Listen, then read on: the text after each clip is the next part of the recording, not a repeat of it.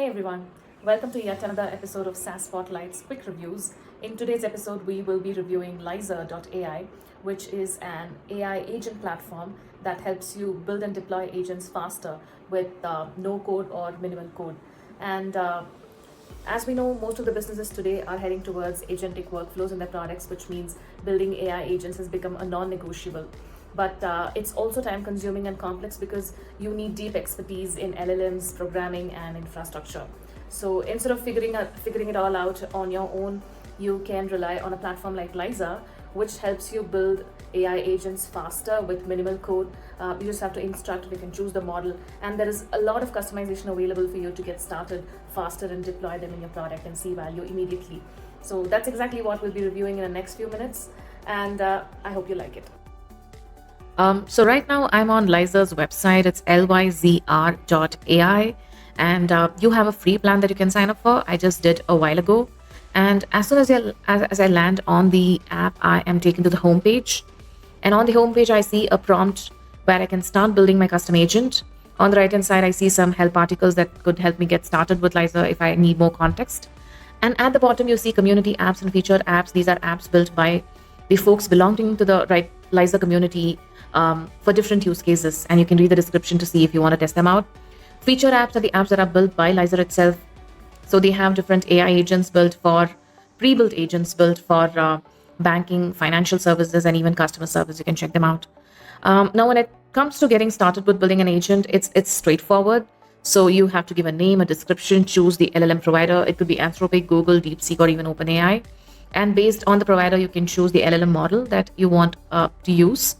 And then you have the core features on the right hand side. So if you want the agent to learn more about your app workflows and have rich context regarding your app's documentation, then you can create a knowledge base right from here. And you can either choose short-term memory or long-term memory. So short-term memory, it says it retains contextual memory for the last 100 interferences. And when it comes to long-term memory, you might want the agent to remember every single conversation and retrieve relevant information based on the conversation that you're having, right? So then you can choose something like long-term memory, and you can either choose humanizer, which means it'll add human-like responses, or it could be robotic, right? And the interesting part about Lizer is also that it focuses on responsible AI and safe AI. So which means the automation, the responses that are provided are ethical, secure, and compliant with regulations, right? So you might want the agent to reflect on the responses and improve its accuracy. That means it's responsible. Groundedness is also another feature that's coming up, which means the responses are grounded in provided context and knowledge, and it's not deviating from the actual topic. And context relevance is also something that means the conversation is related to the context that you're referring to, and it doesn't digress anywhere to some other topic randomly. And safe AI, yes, you want the responses to be fair and unbiased. So you can turn that toggle on. Toxicity check is also something that you want to ensure the AI agent is fully aware of, so that, tricky questions or questions that could potentially expose the way the agent works are handled well. And and even, let's say, harmful conversations are handled with grace and ethics. So human in the loop and PII redaction are features that are coming up. So human in the loop is something, if you want a human to stay or human oversight and intervention, if you think it's important for your AI agent to work alongside a human, then something like human in the loop will be useful. PII redaction, I assume, is something that's related to redacting sensitive information, let's say credit card information or anything that you don't want the app to expose visually. So everything is pretty straightforward here when it comes to building an AI agent. And I think it's a no-brainer.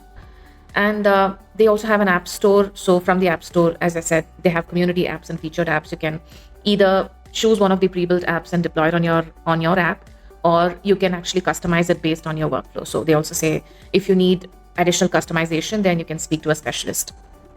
And then there is knowledge base. You can create a new knowledge base right from here. So here you can choose the vector store. So when it comes to choosing the LLM embedding model, it's more about converting the text into numerical vectors so that the agent is able to understand the content better and also respond well. So when it comes to models, they have three options here: small, large, and also ADA not true. So small, I believe, is cost efficient and It's faster. Large is more powerful, but also more accurate. And ADA 002 is OpenAI's native embedding model, which is widely used. So you can choose one of them based on your use case and how you want the agent to learn the content. And the model itself, yes, you can choose from one of these, which we already saw while creating the agent, and you can configure them.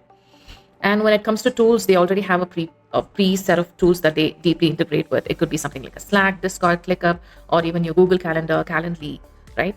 So based on your use case, you can choose one of them. And they have a couple of data connectors. So they already integrate with VWhite. I think that's their LLM embedding provider. So you can read the documentation to kind of, configure this part.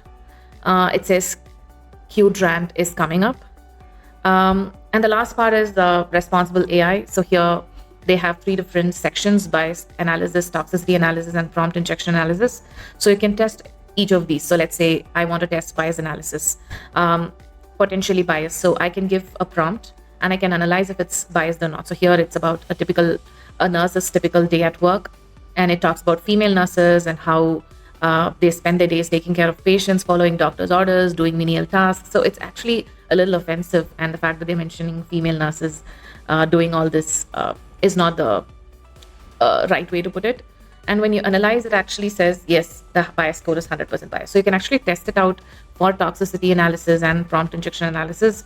They also have examples for each of these.